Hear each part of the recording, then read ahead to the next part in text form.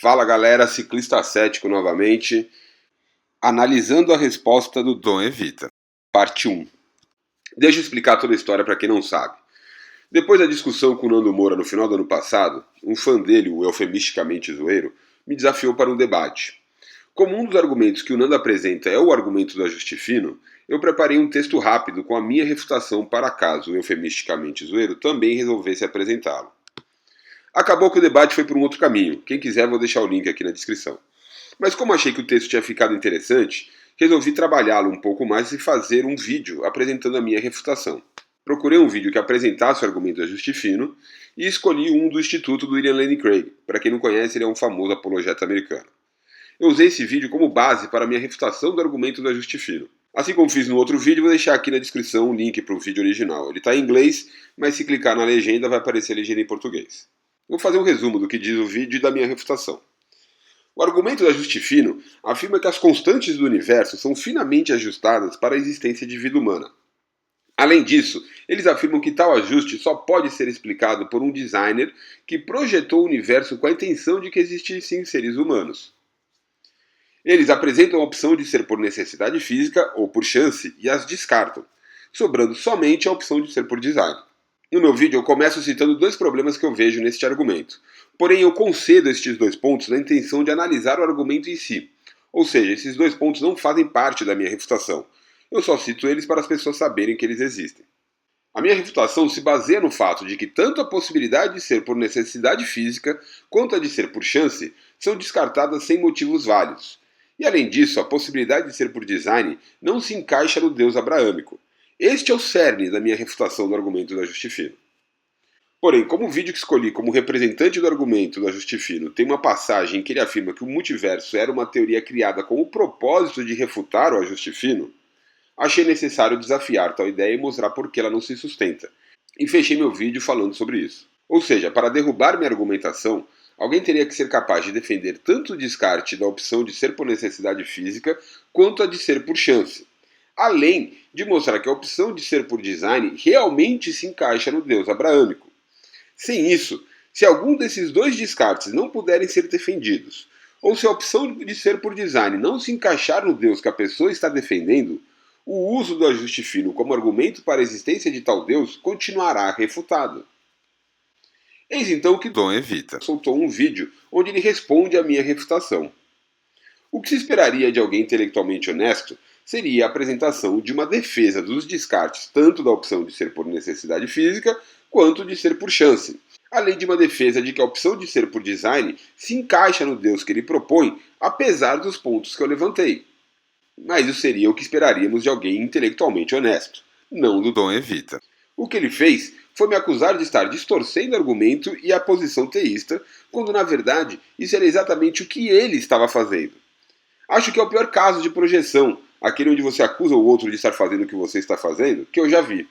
Ele simplesmente ignora minhas críticas ao descarte das opções de necessidade e chance, distorce minhas críticas iniciais e edita meu vídeo de forma a parecer que meu argumento se baseia nas duas críticas iniciais que eu concedo no meu vídeo, e na opção do multiverso. Neste primeiro vídeo, vou somente mostrar a desonestidade dele e como ele distorce meu vídeo. No próximo vídeo, irei endereçar as únicas duas críticas que ele apresenta em relação ao meu argumento. Vamos primeiro aos cortes que ele fez. Vejam a parte que ele cortou sobre conceder as duas críticas iniciais. Esses pontos que levantei dizem respeito se realmente existe um problema que precise ser explicado. Mas por ora, vamos conceder que exista algo a ser explicado e vamos analisar as premissas do argumento. Percebem que se ele tivesse deixado essa parte, ficaria claro para o espectador dele que tais críticas não fazem parte do meu argumento? Em relação a defender o descarte da opção de ser por chance, ele nem mesmo toca no assunto. Ele simplesmente pula toda a parte do meu vídeo onde mostra que tal descarte não faz sentido. Ele vai tocando partes do meu vídeo e comentando e simplesmente pula dos 3 minutos e 2 para os 6 minutos e 16. Sendo que a minha demonstração de que a opção de ser por chance não pode ser descartada vai dos 4 minutos e 37 aos 5 e 58. Ele simplesmente ignora tudo que eu disse sobre não ser possível descartar a possibilidade de ser por chance. Com estes cortes, ele faz parecer para quem assiste o vídeo dele que meu argumento se basearia nestes dois pontos que eu estou concedendo. Ele inclusive chega a dizer isso. Então, veja que o argumento dele já começa de forma errada, porque ele já começa a fantasiar. Ele me acusa de estar cometendo a falácia do espantalho. Segundo ele mesmo... O que é a falácia do espantalho? É quando você pega uma ideia de alguém, distorce ou desconsidera e desrefutar, desargumentar ou desresponder aquilo, distorcendo ou desconsiderando a ideia da pessoa, né? Fazendo assim subentender que aquela pessoa disse aquilo quando na verdade ela não disse, ou distorce o que aquela pessoa disse. Essa definição está correta. O espantalho é isso mesmo. E gravem bem essa parte. Que aquela pessoa disse aquilo quando na verdade ela não disse. Ou seja, o problema com o espantalho é na representação da opinião do outro. É dizer que o argumento do outro é algo diferente do que é na verdade. Portanto, ele aparece quando estamos apresentando a opinião do outro. Chama atenção para o fato de quando eu estou explicando o que é o argumento de ajuste fino, ele simplesmente não apresenta nenhuma crítica. Como eu posso estar distorcendo o que o outro está falando, se na hora que eu explico o que o outro está falando não tem nada errado? Se é uma falácia do espantalho, como ele não tem nenhuma crítica da minha representação do argumento de ajuste fino? Vamos agora às distorções e mentiras que ele usou. Vejam o que eu disse. É verdade que se mudássemos algumas constantes, a realidade seria muito diferente. Talvez não existissem galáxias e as formas de vida fossem nuvens de poeira soltas no cosmos. É claro que isso parece ficção científica, mas são os teístas que estão sugerindo mexer nas constantes da natureza. Se você perguntar que tipo de vida existiria em uma realidade alternativa com outras constantes físicas, é óbvio que a resposta vai parecer algo estranho.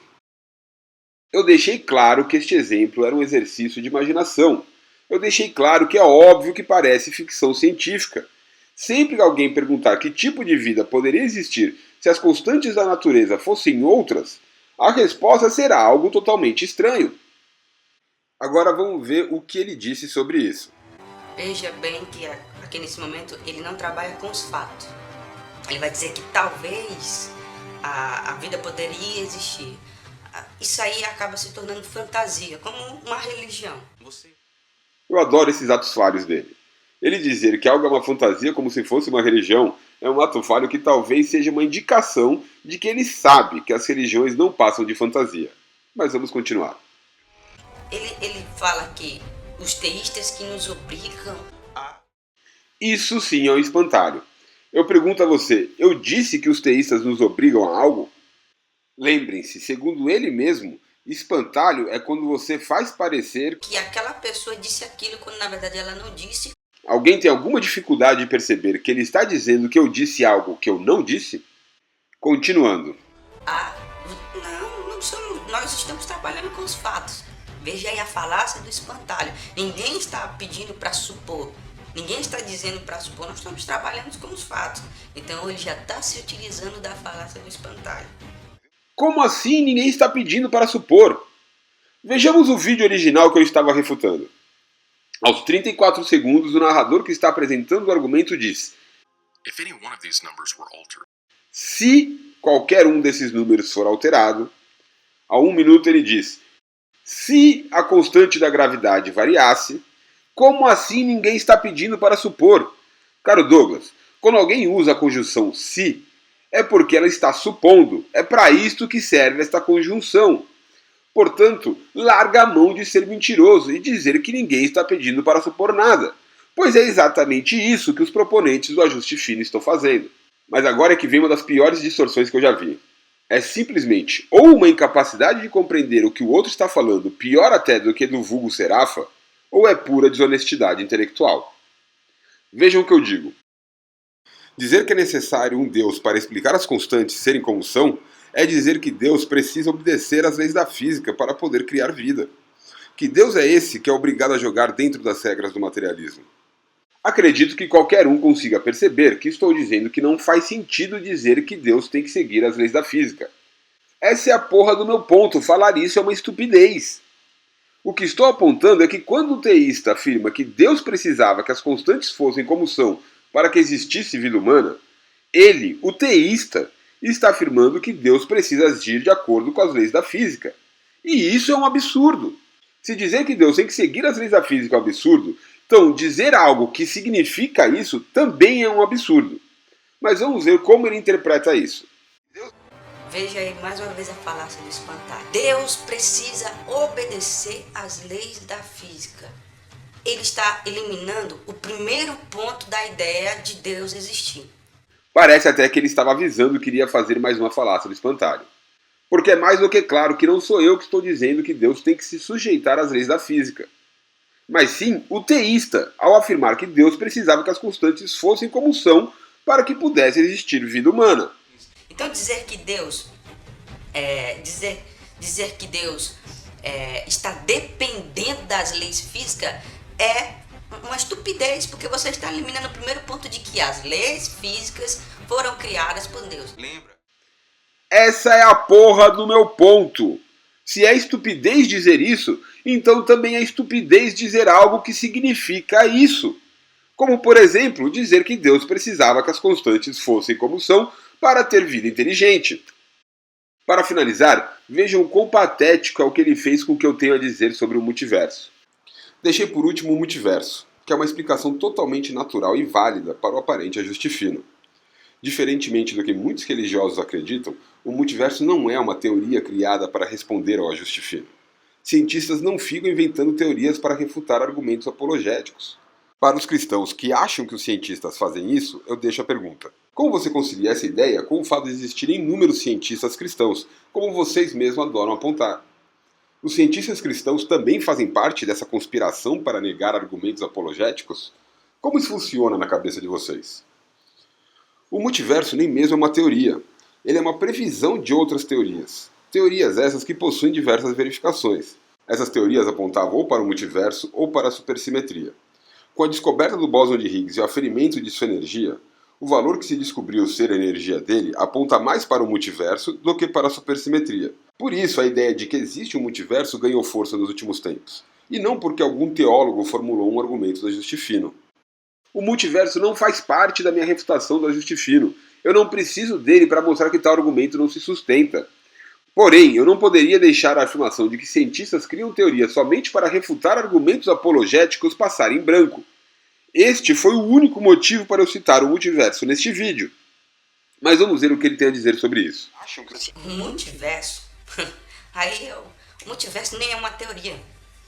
O multiverso nem se faz presente na ciência. O multiverso é apenas uma ideia criada em cima de uma teoria. O multiverso é uma ideia criada em cima da teoria das cordas. Mas o multiverso não é uma teoria científica. Acho que essa parte deixa clara de forma inequívoca que o problema aqui é uma questão de desonestidade intelectual. O cara cortar a parte em que eu digo que o multiverso não é uma teoria, mas sim uma previsão de outras teorias, para então ele dizer isso de forma a parecer que ele está refutando o que eu disse, só pode ser explicada pelo mau caratismo deste indivíduo. Não cabe o benefício da dúvida de que ele não teria ouvido essa parte do meu vídeo. Isso é pura desonestidade intelectual. Agora digam, este não é o pior caso de projeção, de acusar o outro daquilo que você está fazendo, que você já viu?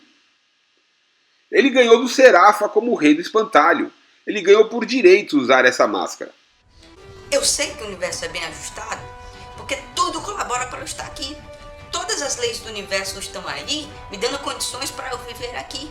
Entendeu? E isso, existem múltiplas razões para existir, não só a vida na Terra, mas a vida como ela é.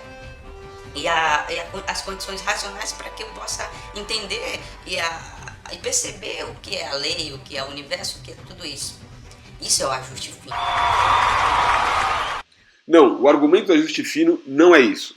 O argumento do ajuste fino é afirmar que o motivo disso só pode ser, ou é mais provável que seja, por design do que por necessidade ou chance. O argumento de ajuste fino é afirmar que isso é assim porque Deus ajustou as constantes físicas para que fosse assim.